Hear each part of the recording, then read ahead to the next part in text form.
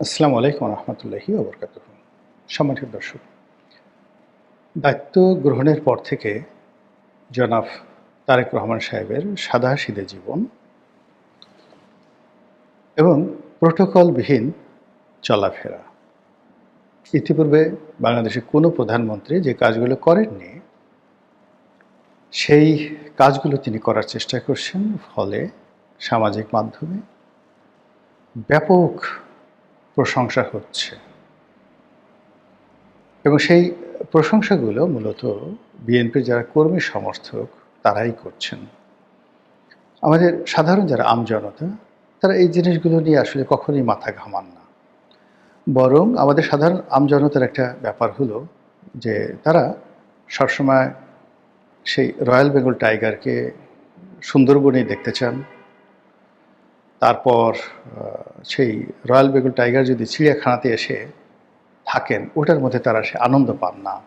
তারা বাঘ দেখার জন্য দলে দলে সেই সুন্দরবনে যান। সুন্দরবনে গিয়ে বেশিরভাগ লোক বাঘ দেখেন না, বাঘের পায়ের ছাপ দেখেন, বড় জোর বাঘের একটু হাগু দেখে। এতে তারা খুব খুশি যে দেখে আসছে, বাঘের হাগু দেখে আসছে, বাঘের গন্ধ শুকতে পেয়েছে কয়েকজন। এরকম দলে দলে হাজার হাজার মানুষ সুন্দরবনে যাচ্ছে। কিন্তু এই যে কয়েকটা বাঘকে যে বন্দি করে রাখা হয়েছে চিড়িয়াখানাতে, কয়জন লোক যেয়ে দেখেন বাঘের কাছে যায়। বরং সেখানে গিয়ে বাঘের কাছে গিয়ে মানুষ কি করে, বড় বড় মানুষ, ছোটো বাচ্চারা প্রথমে তারা ঢিল মারে, বাঘকে একটা ঢিল মারে, তারপর শেষে লাঠি দিয়ে একটা খোঁচা দেয়, লেজ পেলে লেজ ধরে একটা টান মারে, লজ্জা স্থান থাকলে সেখানে একটু খোঁচা মারে, বাঘের পুরুষ বাঘ যদি হয় বাঘের যে অন্ডকোষ আছে সে অন্ডকোষে ঢিল মারে, বাঘ একটা ভেসকি দেয়, তখন মানুষজন খুব খুশি হয়। এই হলো অবস্থা।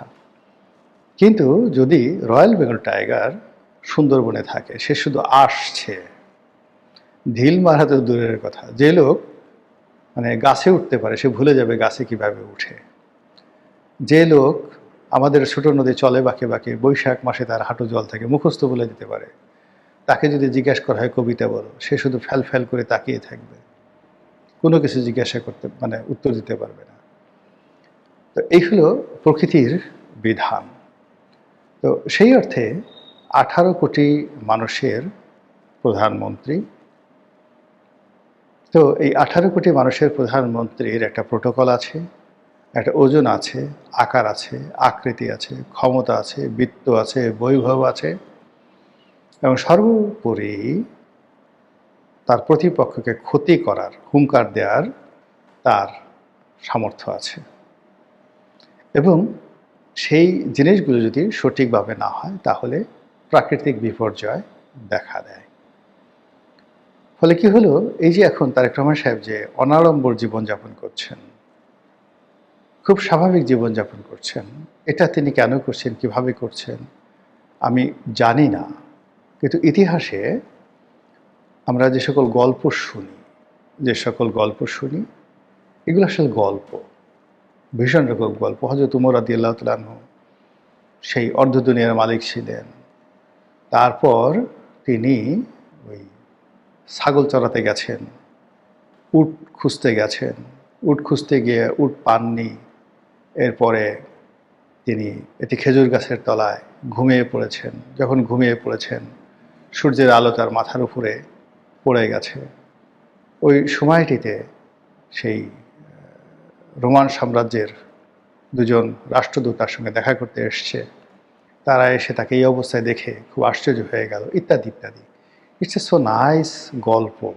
এই গল্পগুলো এত সুন্দর, যেটি আপনি হযরত উমর যেই সময়টাতে মদিনা রাষ্ট্রের অধিপতি ছিলেন, ঠিক সেই সময়টাতে আপনি যদি পারস্য ডাইনেস্টি ধরেন, ইংল্যান্ডের রাজপ্রাসাদ ধরেন, ইউরোপের রাজপ্রাসাদগুলো বা রাষ্ট্রীয় কালচারগুলো ধরেন, সেই কালচারগুলো মদিনাতে অনুসরণ না করতে পারার কারণে হযরত উমর, হযরত আলী এবং হযরত উসমান রাদিয়াল্লাহু তাআলা আনহুকে প্রাণ দিতে হয়েছে।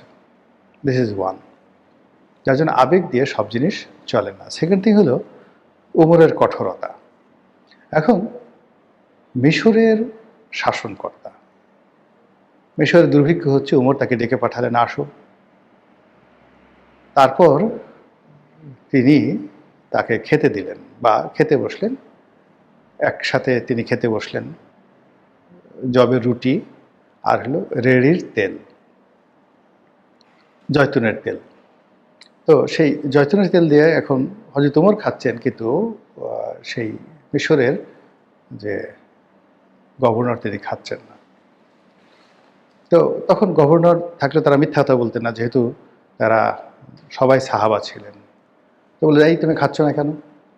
বলে যে, হুজুর আমি তো এই খাবার খাই না, আমিরুল মুমিনের খাবার খাই না। বলে, তুমি কি খাবার খাও? বলে, শাহী খাবার খাই। বলে, শাহী খাবার কি? বোঝার চেষ্টা করুন যে মিশর সেই হযরত উমরের জমানারও ৩,০০০ বছর আগের থেকে সেখানকার রাজারা সেই ক্যাসেল, প্রাসাদে বসবাস করে, ফেরাউনের জমানা থেকে শুরু করে। পরবর্তীতে রোমানরা যখন এটা দখল করে নেয়, সেই গ্রিকরা যখন দখল করে নেয়, তারপর রোমানরা দখল করে নেয়, ক্লিওপেট্রা যখন ছিলেন, তখন থেকে মানে এটা একই সঙ্গে মিশরের যে প্রাচীন ফেরাউনদের যে ঐতিহ্য, তার সঙ্গে সঙ্গে আবার ইউরোপিয়ান যে ঐতিহ্য, সেই ঐতিহ্য রক্ষা করা হয়। সেখানে প্রাসাদে তাদের যে রয়্যাল রেজিমেন্ট ছিল, তো সেই রেজিমেন্ট কয়েক হাজার সৈন্য সেই প্রাসাদের মধ্যে থাকতো। তাদের রাজা যখন খেতে আসতেন, সানাই বাজত, নহবত বাজত।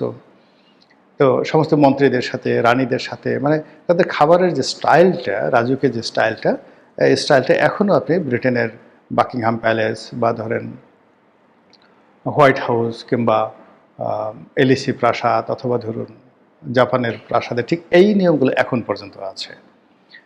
এই যে রয়্যাল ডিনার বলা হয়। তো উনি যেহেতু মুসলমানরা দখল করেছে, কিন্তু দখল করে তারা কোথায় গিয়ে উঠেছে? মদিনাতে। মদিনা ওয়াজ ইসলাম। ওই মুহূর্তে মদিনাটা বস্তি ছিল, কিন্তু আলেকজান্দ্রিয়াতে বস্তি ছিল না, কায়রোতে বস্তি ছিল না। তখন সেটা রীতিমতো রাজপ্রাসাদে পরিপূর্ণ, এবং এখনকার মতো সেখানে ভাঙচুর হয়নি। ফলে মুসলিম যে গভর্নর, তিনি গিয়ে সেই রাজপ্রাসাদে উঠছেন। আর ওখানে যারা আমলা ছিলেন, কামলা ছিলেন, ট্রেজারি ছিল, মানে যা কিছু আছে, মানে আপনি যে এখন রাষ্ট্র ক্ষমতা পরিবর্তন হওয়ার সাথে সাথে ইউনূস সাহেব গেছে যমুনাতে, গিয়ে ডক্টর মোহাম্মদ ইউনূস উঠবেন।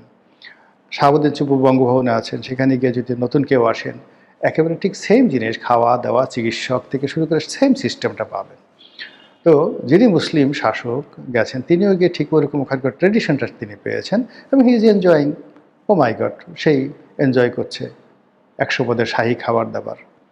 এখন হযরত ওমর জানলেন যে শাহী খাবার কি, তখন বললেন যে এইভাবে এইভাবে শাহী খাবার হয়। তো এই কথা শুনে হযরত ওমর রাগ হয়ে গেলেন, বললেন যে যে দেশের বাদশাহ মানে এত খাবার খায় এবং প্রতি অক্তি এত খাবার অপচয় করে, তো সেই দেশে দুর্ভিক্ষ হবে তো হবে কোথায়, বলেই তিনি তাকে চাপকানো শুরু করলেন। তিনি চাবুক মেরেছেন, যা কিছু করেছেন, কিন্তু সেই তিনি চলে গেছেন, অন্য শাসক গেছে, কিন্তু সেই শাসক তারা কিন্তু সেই মিশরের সেই কালচারটা পরিবর্তন করেনি। সিরিয়ার কালচার পরিবর্তন হয়নি ৪ খলিফার জমানাতে। তারপর সেই সিরিয়া, দামেস্কর কালচার, তারপর পারস্যের যে কালচার, সেটাও পরিবর্তন হয়নি, আগের মতো লেগেছে। ফলে মুসলিম জমানাতে যারা ওই সমস্ত এলাকাতে গিয়েছেন, তারা সবাই মানে ওখানে থাকতে চাইতেন, যেতে চাইতেন, এবং এগুলো অনেক যুদ্ধ হয়েছে। যেমন হযরত ওসমান মারা গেলেন কি জন্য? ওখানে মিশরের গভর্নর নিয়োগ নিয়ে, ওখানে সবাই যেতে চায়। বা আমির মাভিয়া, তিনি তার সঙ্গে হযরত আলীর যুদ্ধ হলো কেন? বিকজ তিনি ওই যে দামেস্কে গেছেন, তিনি গিয়ে সোজাসুজি রোমান সাম্রাজ্যের যে কালচারটা পেয়েছেন, সেই কালচারটার কারণে তিনি সেই টোটাল সিরিয়া এবং সাইপ্রাস, সেই এলাকাতে তার যে আধিপত্য, যে বিত্ত বিলাস তিনি পেয়েছিলেন, এটা মদিনাতে তার সম্ভব ছিল না। ফলে তিনি রিভোল্ট করেছিলেন। It's a history. সেই হিস্ট্রিগুলো আপনাকে জানতে হবে। তো তারেক রহমান সাহেব যদি বা তার যারা লোকজন রয়েছেন, তারা যদি এই হিস্ট্রির বিষয়গুলো মূল্যায়ন করেন, তাহলে দেখতে পাবেন যে যারা আবেগপ্রবণ হয়ে এইভাবে মানে নিজেদেরকে সাধারণের পর্যায়ে নামিয়ে এনেছেন, তারা সবাই ক্ষমতাচ্যুত হয়েছেন এবং নির্মমভাবে ক্ষমতাচ্যুত হয়েছেন। পাবলিক তাদেরকে ডাল ভাত মনে করেছে। এমনকি আমরা জানি যে এবার শাহরুন আর রশিদ মানে জনগণের দুঃখ কষ্ট বোঝার জন্য তিনি রাস্তায় নামতেন, গভীর রাতে নামতেন। এটা অন্য একটা জিনিস। সুলতান সুলেমানও নামতেন, অনেক বড় বড় রাজাবাসা নামতেন, কিন্তু তাদের সবারই একটা রাজকীয় জীবন ছিল। সবারই এটা রাজকীয় জীবন ছিল। তো সেই অর্থে আমাদের যে নতুন প্রধানমন্ত্রী তারেক রহমান সাহেব, তিনি যে সহজ সরল জীবনযাপন করার চেষ্টা করছেন, তিনি যে অস্বাভাবিক যে জীবনযাপন, আমাদের এই বাংলাদেশে পাকিস্তান জমানাতে একটা গভর্নর হাউস ছিল, মুনায়েম খাঁ গভর্নর ছিলেন। গিয়ে দেখেন, খোঁজ নিয়ে দেখেন যে সেখানে কী ধরনের খাবার দাবার হতো, এখনও সব রেকর্ড আছে, তাদের বাজেট কত ছিল। তো ওখানে গভর্নর আজম খাঁ আসছেন, লর্ড কার্জন বাংলাদেশের বড় লাট হয়ে আসছে, ছোট লাট হয়ে আসছেন। তো তিনি কিভাবে জীবনযাপন করতেন ব্রিটিশ জমানাতে, বা একটা সময় এই ঢাকা শহরে যখন মুঘলদের জমানাতে এই যে লালবাগ কেল্লা হলো, সেই লালবাগ কেল্লাতে যারা আসছেন শাসক হিসাবে, তারা কিভাবে জীবনযাপন করতেন, কিভাবে থাকতেন মুঘল জমানাতে, কিংবা নবাব সিরাজউদ্দৌলার জমানাতে কীভাবে থাকতেন, এমনকি পাল জমানাতে, পাল আমলে, তারপরে শেষে সেন আমলে এই বাংলাদেশে যে সকল মানে রয়্যাল প্যালেস ছিল, রাজকীয় প্রাসাদ ছিল, সেখানে রাজারা কিভাবে চলতেন, সেই জিনিসগুলোর প্রত্যেকটারই একটা কার্যকারণ আছে। এবং যারা এই কার্যকারণের বাইরে থাকার চেষ্টা করেছেন, চলার চেষ্টা করেছেন, এটি তাদের জন্য কোনো ভালো ফলাফল বয়ে আনেনি। তো সেই দিক থেকে জনাব তারেক রহমান সাহেব যে কাজগুলো করছেন, that should be meticulously designed. অঙ্ক দিয়ে দিয়ে তার এই জিনিসগুলো করা উচিত, কোন কাজগুলো তিনি করবেন। যেমন একজন বড় সম্পাদক, বাংলাদেশে একজন বড় সম্পাদক, তিনি ঠাট্টা করে বলছিলেন আমাকে টেলিফোন করে যে, রনি ভাই দেখেন, মানে কি একটা অবস্থা বিএনপি করছে, আমরা তো না পারি বলতে, না পারি সহ্য করতে। তারেক রহমান সাহেব একজন তার স্টাফ কর্মচারী, সেই কর্মচারীর সাথে হ্যান্ডশেক করছে। এই হ্যান্ডশেকের দৃশ্য ছাপাতে হবে এবং এইগুলো মানে নিউজ করতে হবে। এটা হয় বলেন তো? তিনি কেন এই কাজগুলো করতে যাবেন?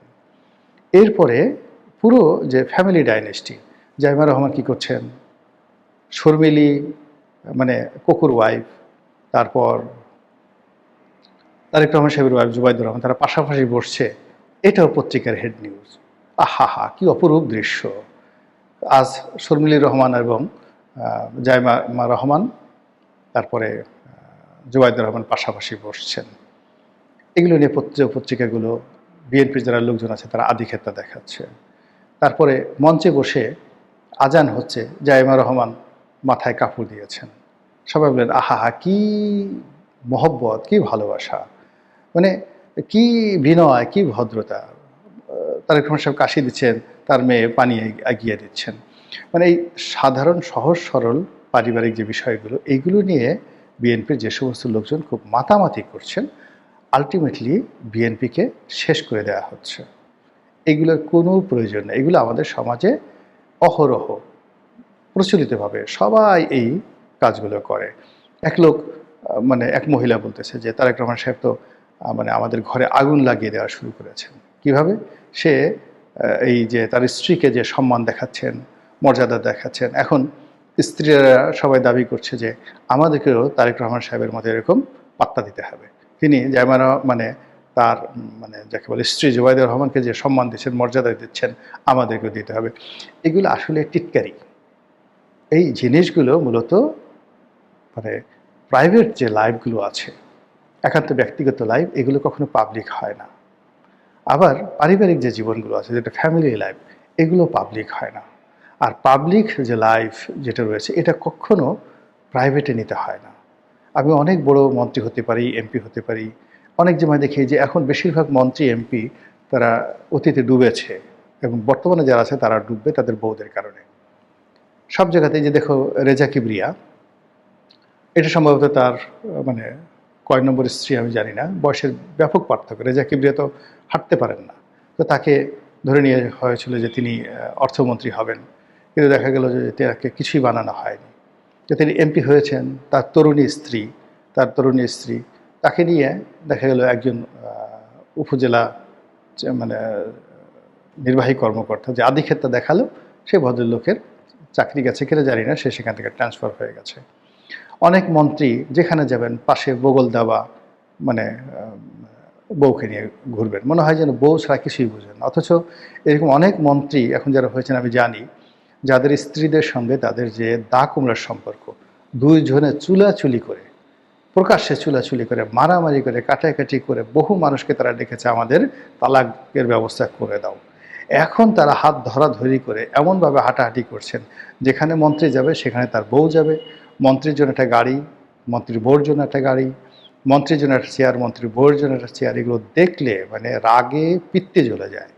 এগুলো ঠিক না। এই যে আধিক্ষেত্তাগুলো হয়েছে, যে সকল মন্ত্রী তাদের বউরা এভাবে দাপট দেখাচ্ছে, যে সকল এমপিদের বউরা দাপট দেখাচ্ছে, সব জায়গাতে বউ নিয়ে যেতে হবে, সব জায়গাতে বাচ্চা নিয়ে যেতে হবে, এই জিনিসগুলো হীনমন্যতা। এটা প্রেমের লক্ষণ নয়, পরিণতির লক্ষণ। অনেক মানে এক মন্ত্রীর কথাই বলবো, যদি চ্যালেঞ্জ দেয় আমি বলে দিতে পারি। সেই মন্ত্রীর বউ মানে সেই মন্ত্রীর এক বন্ধুর বাসায় গিয়ে বলতেছে যে অনেক আগের, যে ও যে এখানে আসে, আপনার বাসা তো খালি, এখানে কিন্তু মেয়ে ঠেয়ে নিয়ে আসে নাকি, মেয়ে ঠেয়ে নিয়ে আসে নাকি, এই জন্য এটা চেক করতে আসলাম। তো যে লোকের কাছে বলছে সে ভীষণ রকম অপমান বোধ করছে। অপমান বোধ করার পর তো সেই লোক সেই যে মন্ত্রীকে ডাকছে, দেখবো যে ভাই আপনি আর আমার বাসায় আসেন না, আপনার ওয়াইফ আসছে, এসে আমাকে এই ধরনের কথাবার্তা বললো, এটা খুবই অপমানজনক। তখন মন্ত্রী বলল যে ও তো একটা খানকি, আমি যখন থাকি না ও এই কাজ করে, ও এই কাজ করে, ও নিজে যেরকম সবার সেরকম মনে করে। এখন সেই লোক বা আমি যে শুনছি, আমরা যদি সেই মন্ত্রীকে তার বউ নিয়ে এখন এমনভাবে লাইলি মজনুর মতো ঘুরতে দেখি, মেজাজটা কেমন লাগে বলেন তো। এখন এরকম হয় কি, কুকথা বাতাসের মধ্যে, যে আমি বললাম এটা হয়তো লক্ষ লক্ষ মানুষ দেখবে, এরকম কুকথা বাতাসের মানে বেগে ছড়িয়ে পড়ে। ফলে আমরা অনেক জিনিসগুলো শো করার চেষ্টা করি, কিন্তু আমরা তো আসলে ওইরকম না। আমরা হঠাৎ করে রাজু জেন্টেলম্যান বান গিয়া, একটা বিখ্যাত সিনেমা আছে, হিন্দি সিনেমা, মানে আমরা যা আসলে ওইভাবে আচরণ করা উচিত। হঠাৎ করে কন্ট্রোল হয়ে, হঠাৎ করে ধন্যবাদ পাওয়ার জন্য, কাউকে আকৃষ্ট করার জন্য যে কাজগুলো করা হয়, সেই কাজে কখনোই বরকত আসে না। বরং এটাকে বলা হয় আত্মপ্রবঞ্চনা, নিজের সঙ্গে প্রবঞ্চনা, নিজের সঙ্গে মুনাফিকি। অন্যের সঙ্গে মুনাফিকি করলে ক্ষয়ক্ষতির একটা লিমিট থাকে, কিন্তু নিজের সঙ্গে যদি কেউ মুনাফিকি করে, আত্মপ্রবঞ্চনা করে, এটার পরিণতি খুবই ভয়াবহ হয়ে থাকে। তো যেটা বলছিলাম যে এখন এই বাংলাদেশে প্রচুর তেলবাজের মানে যাকে বলা হয় উদ্ভব হয়েছে। শেখ হাসিনার জামানাতে যত তেলবাজ ছিল তার চেয়ে তত 10 গুণ তেলবাজ এখন শুরু হয়ে গেছে, এবং ভিন্ন আঙ্গিকের। যেমন দেখা গেল যে আলেম ওলামাদেরকে নিয়ে প্রধানমন্ত্রী একটা বৈঠক করেছেন, ইফতার পার্টি করেছেন, যেটির নামে একটা স্ট্যাটাস দিয়েছে এবং এটা ভাইরাল হয়েছে। এই ধরনের কাজ আসলে প্রথমত করারই দরকার ছিল না। এখানে একদিকে আলেমুল্লাহ আমাদের দাওয়াত দিয়েছেন, আবার অন্যদিকে দেখা গেল যে এতিম মিসকিনদেরকে দাওয়াত দিয়েছেন। এ দুটো তো মিলে না, কন্ট্রাস্ট করে। 2 নম্বর হলো যে আলেমুল্লাহ আমাদের মধ্যে 73টি গ্রুপ আছে, তারা কেউ কাউকে দেখতে পারে না, এরা পাশাপাশি বসে না, একে অপরকে কাফের বলে গালাগালি করে। কাজেই একজন প্রধানমন্ত্রী তার রাজনৈতিক অফিসে এই সবগুলোকে একত্রে বসানোর ফলে মানে এদের মধ্যে আসলে মিল মহব্বত হয় না, হবে না কখনো। এদেরকে না ডাকাই আল্লাহই ভালো, এদেরকে এই সমস্ত কোনো কাজে ডাকাই ভালো না। যারা মানে 5,000 টাকা ওয়াজের ফি নিয়ে গিয়ে 1 ঘন্টা চুটকি বলে আসে, গালাগালি করে আসে, প্রতিপক্ষকে বলে আসে, আপনি তাদেরকে রাজপ্রাসাদে নিয়ে গেছেন, মন্ত্রী এমপিদের সামনে নিয়ে বসে তাদের সাথে গলাগলি করছেন। যারা মানে ছোট্ট একটা মাদ্রাসা চালানোর জন্য সেই বিভিন্ন মাদ্রাসার ছেলে মেয়েদেরকে বাড়ি বাড়ি পাঠায়, সেই যাকে বলে চাল ডাল আনার জন্য, এই সমস্ত মানুষের সামনে আপনি শাহী খাবার দিয়েছেন। যে সমস্ত মানুষ বিজ্ঞান বোঝে না, দর্শন বোঝে না, ইতিহাস বোঝে না, আপনি যদি এদেরকে জিজ্ঞাসা করেন, এই যে যে সমস্ত লোকজন মানে বড় বড় ওয়াজ করে, এদেরকে জিজ্ঞাসা করেন তো যে 570 খ্রিস্টাব্দে আল্লাহ রাসূল জন্মগ্রহণ করলেন, তখন আরবিতে কয়টি বর্ণমালা ছিল? কয়টি বর্ণমালা ছিল? এই যে এরা যে মাখরাজ, গুন্না, এখানে টান হইল না, এখানে এইভাবে টান দিতে হবে, এইভাবে আইনের উচ্চারণ করতে হবে, এই জিনিসগুলো আল্লাহ রাসূলের ওফাতের কত শত বছর পরে বাস্তবায়ন হয়েছে, এবং কেন হয়েছে, আর কেন এখন এটা হচ্ছে না? এদেরকে জিজ্ঞাসা করেন যে ইংরেজি, যে what you are talking about, এটা আমি বললাম what you are talking about, এই শব্দটি যখন ইংরেজরা উচ্চারণ করে, ইংল্যান্ডের লোক উচ্চারণ করে, তারা কিভাবে করে? আমেরিকানরা কিভাবে করে, আরবরা কিভাবে করে, ইটালিয়ানরা কিভাবে করে, স্প্যানিশরা কিভাবে করে, ভারতীয়রা কিভাবে করে, এটা ডিফারেন্স হয় কেন? আরবি ক্ষেত্রে তো একই অবস্থা। আরবের যে বিভিন্ন অঞ্চল আপনি গিয়ে দেখেন এক জায়গার ভাষার সঙ্গে অন্য ভাষার কোনো মিল নেই, একটু মিল নেই। মানে এই কোরআনের যে বিষয়গুলো আছে সেটা শুধুমাত্র এই আমাদের লিখিত কবিতার মতো বা লিখিত দলিলের মতো, লিখিত ম্যাগনা কার্টার মতো, যার জন্য আমরা এই জিনিসগুলো আমরা ওইভাবে পড়ি। কিন্তু যদি আরবি ভাষাটা ধরেন তাহলে বাংলা ভাষা যেভাবে নোয়াখালীতে একরকম, তারপরে বরিশালে একরকম, পটুয়াখালীতে একরকম, চট্টগ্রামে একরকম, আরব দেশে একরকম অবস্থা। আরবের ভাষাটাও ঠিক সেইভাবে। আরবি ভাষাটা খুব বেশি পুরনো নয়, খুব বেশি পুরনো নয়, একেবারে নতুন একটা ভাষা। এখানে এই ভাষাটা কীভাবে আসলে, সব কিছু আসলে ইন্ডিয়াটা নিয়ে তাদেরকে একটু জিজ্ঞাসা করেন, তারা বলবে না। তারা শুনছে ওই হজরত আদম আলাহ ইসলাম আরবিতে কথা বলছে। কে বলছে হজরত আদম আরবিতে কথা বলেছে?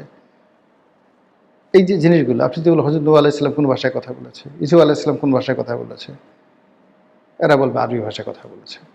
এই লোকগুলো মানে কনজারভেটিভ লোকগুলোকে নিয়ে মানে এরা নিজেরা যেভাবে কনজারভেটিভ, এদের গ্রুপ এভাবে কনজারভেটিভ করে তারপর শেষে মানে মহামানব হওয়ার, অতিমানব হওয়ার যে চেষ্টা, এটা ভালো না। একজন দেশের প্রধানমন্ত্রী, 18 কোটি মানুষের প্রধানমন্ত্রী, দেখা গেল কি একজন হুজুর তার কাছে গেছে, হুজুর বসে বসে তার মাথায় হাত বুলাই দিচ্ছে। আরে 18 কোটি মানুষের নেতা যিনি সবাইয়ের উপর হাত বুলাবেন, তাকে মাথা নুয়ে তার উপর হাত বুলাই দিচ্ছে। তার দোয়া, যে লোক 10,000 টাকা ওয়াজের ফিয়ের জন্য মানে ঘুরে ঘুরে বেড়ায় সারা বাংলাদেশে, যেই লোক ওয়াজ করতে যায় গাড়িতে গাড়ির তেল মানে দেওয়া হয়নি বা গাড়ির ভাড়া দেওয়া হয়নি, এই জন্য ঝগড়াঝাটি করে আসার পথে গাড়ি ভেঙে চুরমার করে দিয়েছে। এখন সে আমাকে দোয়া দেবে, আর তার দোয়ায় আমি পুলসিরাত পার হব। পাগলের আর মাথা খারাপ হবে কিভাবে? তো এই যে জিনিসগুলো যে হচ্ছে, এই জিনিসগুলো ভালো হচ্ছে না, কোনো অবস্থাতেই ভালো হচ্ছে না। এগুলো অনেক বিপদ বিপত্তি ডেকে আনবে। মহান আল্লাহ আমাদের সবাইকে হেদায়েত দান করুন এবং হেফাজত করুন। আসসালামু আলাইকুম ওয়া রাহমাতুল্লাহি ওয়া বারাকাতুহু।